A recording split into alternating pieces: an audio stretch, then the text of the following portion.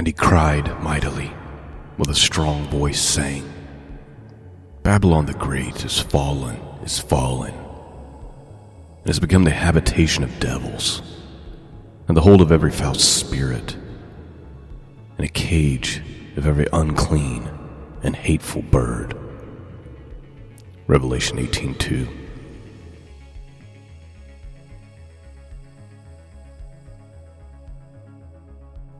Greetings, friends. Welcome back to the broadcast. Today I come to you with a heavy heart. The world is just filled with violence, filled with evil. Just in the last few weeks, this is just mainstream American news. This isn't even just everything. This is just a few headliners from the last couple of weeks. We had a Catholic school that was shot up by a shooter. Little kids killed. And of course, the filthy, disgusting, grotesque people who work in the media. Godless people. Wicked people. They come out and they defend the shooter. Local authorities, mayors, governors, they come out and they defend the shooter. Many of you have probably seen a clip or at least memes or something showing the poor Ukrainian woman who's just minding her own business, looking at her phone while she's on public transportation. I believe it was North Carolina. And a man sitting behind her just stands up and stabs her to death and walks away. Here she is in America, trying to escape war and whatever else is going on. Just no care for life. Just butchered right there. While onlookers just watch and do nothing. And then, of course, all of you by now have heard Charlie Kirk, an activist, a brother in Christ, assassinated yesterday.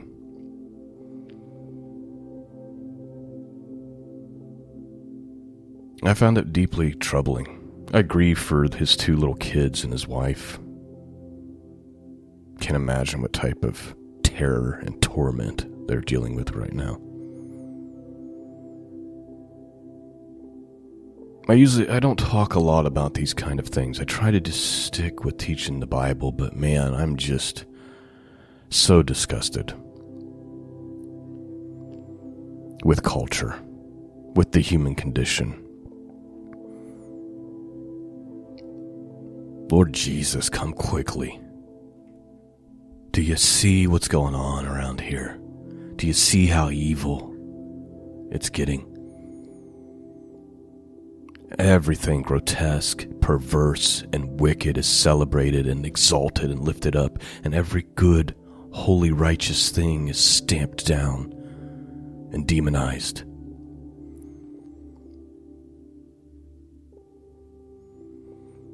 I saw this post. This is what Charlie Kirk's pastor wrote.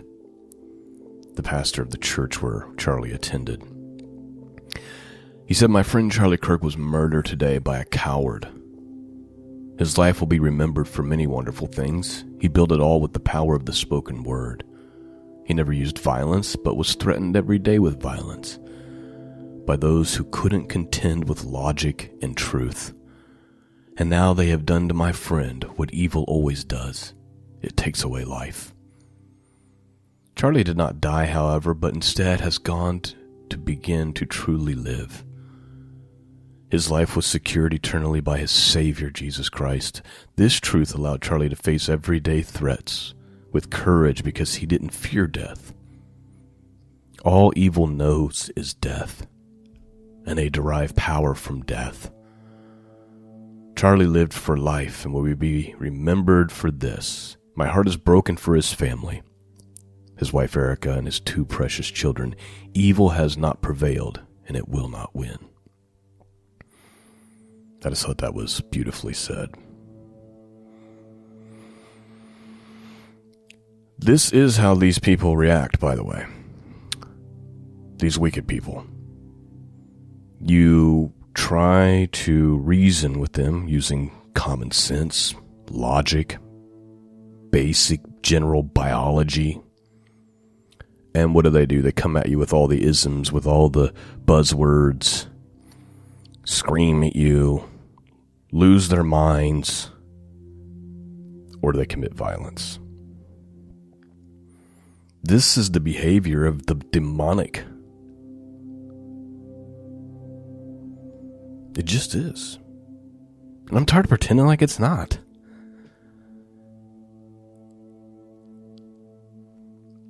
I want to read some scripture, of course, today. These are all things that have kind of become cliche in the end-time prophecy realm because we've heard them so many times. But I want you to hear them with fresh ears and think about the world that you live in today and ask yourself, is Jesus coming soon? First, let's start with Matthew 24, 2 verses here, talking about what the end will be like. He says, then many shall be offended and shall betray one another. This is Matthew 24:10. And shall hate one another. Many false prophets shall rise and shall deceive many, and because iniquity shall abound, the love of many shall wax cold. You see, this is what we're seeing in our culture right now. Number one, everyone's offended by everything. And they literally think in their minds that you should be dead because you offended them. This is how prideful and how much they look inside themselves. Like everything is about themselves, and I've been offended. That person shouldn't be allowed to live. They'll betray one another and shall hate one another. Because iniquity shall abound. In other words, because evil shall just grow. Perversity shall grow. Wickedness shall grow and increase beyond what we ever imagined. Because that is happening, the love of many will wax cold. People will stand by and watch as a woman is brutally stabbed to death and then do nothing to help her.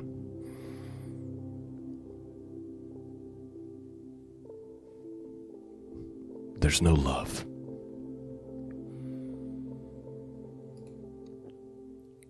Here's the long one. 2 Timothy, it's chapter 3. 17 verses here. This know also, that in the last days perilous times shall come. Now, please note, I know you've heard this 1,000 times. Hear it again with fresh ears and with an open heart. For men shall be lovers of their own selves, covetous, boasters, proud, blasphemers, disobedient to parents, unthankful, unholy, without natural affection, truce breakers, false accusers, incontent, fierce, despisers of those that are good, traitors, heady, high-minded, lovers of pleasure more than lovers of God, having a form of godliness, but denying the power thereof. From such turn away. For of this sort they are they which creep into houses, and lead captive silly women laden with sins, led away with diverse lust. Please note, does this all sound familiar? We got silly women driving $200,000 cars and living this great life from what? What are they selling? Is there a person alive today that doesn't know what OnlyFans is? It's like the new career path for today. Haters of those that are good, despisers of those that are good. Does that sound right? without natural affection.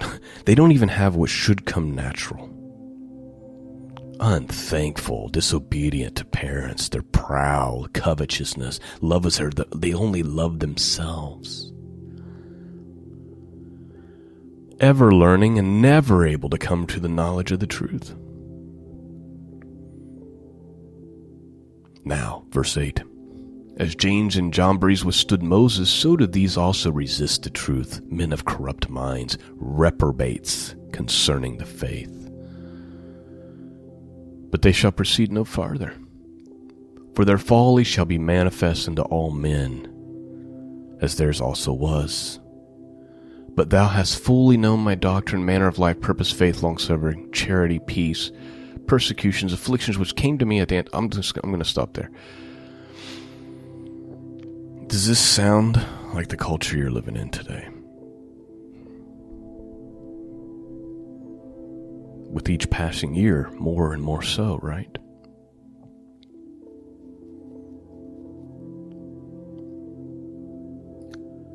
We all have kind of what we would call our life verses, right? For me, my life verses are the first few verses of Habakkuk, the book of Habakkuk, and there's many reasons. First reason is 20 years ago, I'm not going to tell the whole story, but 20 years ago, I was without hope, desperate. And I thought maybe I can hear a word from God. I felt like there was no future for me. I no longer wanted to be alive. And on my way to work, I just desperately turned on the radio, hoping maybe there'll be a preacher who has a word for me, something. And I heard these words. Behold ye among the heathen, and regard and wonder marvelously.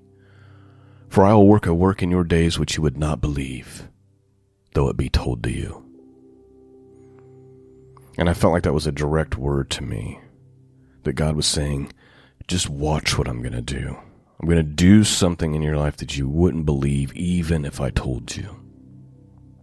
And so obviously that verse, Habakkuk chapter 1, verse 5, has significant meaning. But it's become even more so because of the context of what's happening here, is that Habakkuk is looking out at the nations. And this is a verse, these are verses for us today, because it's what we're experiencing. He's looking out at the nation that he lives in, and he's asking God, why do you allow this to continue? Everywhere I look is violence. Let's read. The burden of Habakkuk the prophet did see.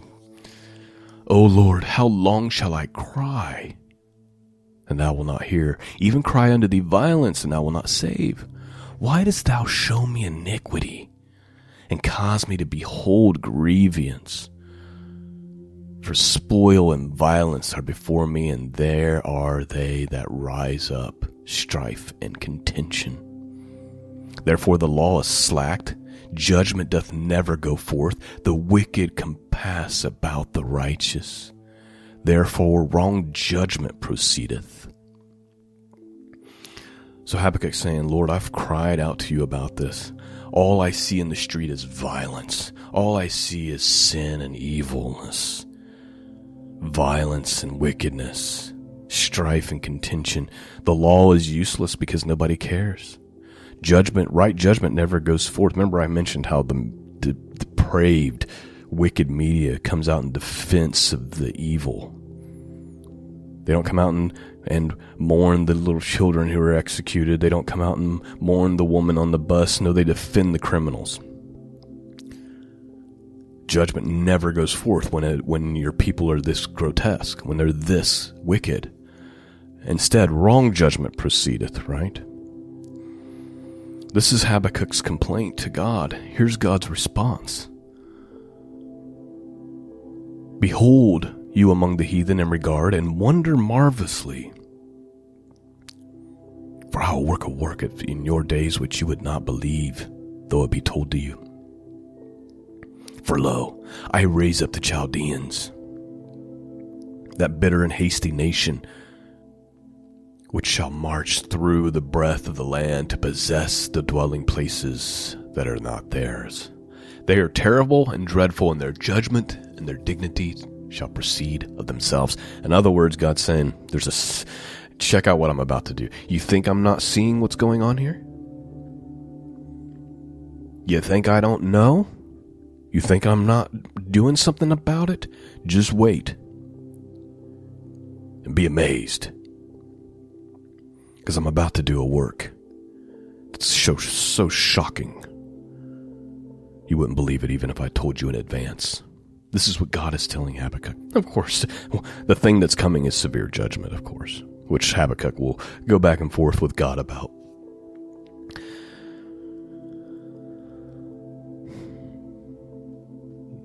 This can't continue forever.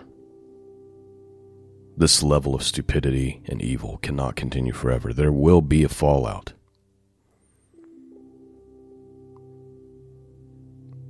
If there's ever been a time to get yourself right with Christ,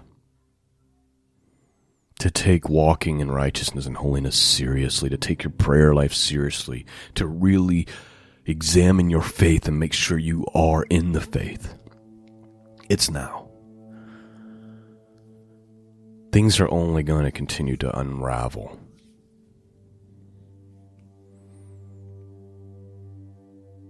And will you be able to stand?